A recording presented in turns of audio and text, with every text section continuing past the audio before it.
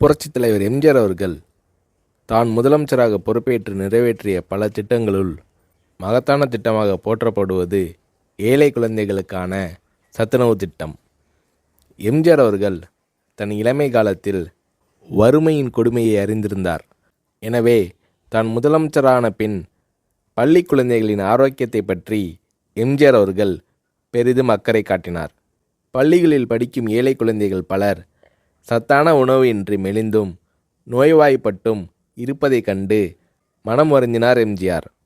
ஏற்கனவே தமிழக பள்ளிகளில் பெருந்தலைவர் காமராஜர் ஆட்சி காலத்தில் தொடங்கப்பட்ட மதிய உணவு திட்டம் நடைபெற்று கொண்டிருந்தது. எம்ஜிஆர் அத்திட்டத்தை 1/7/1982 அன்று சத்துணவு திட்டம் என்ற பெயரில் பயனுள்ள திட்டமாக மாற்றினார். எம்ஜிஆர் அவர்கள் சத்துணவு திட்டத்திற்காக 100 கோடி ரூபாயை ஒதுக்கீடு செய்தார். முட்டை, காய்கறிகள் அதிகம் கலந்த சத்துள்ள உணவு 5 முதல் 14 வயது வரை உள்ள குழந்தைகளுக்கு வழங்கப்பட வேண்டும் என்பதே சத்துணவு திட்டத்தின் குறிக்கோளாகும்.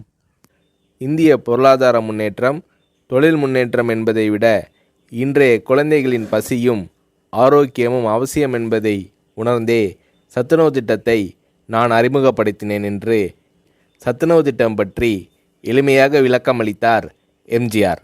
எம்ஜிஆர் அவர்கள் அறிமுகம் செய்த சத்துணவு திட்டத்தை உலகமே வியந்து பாராட்டியது.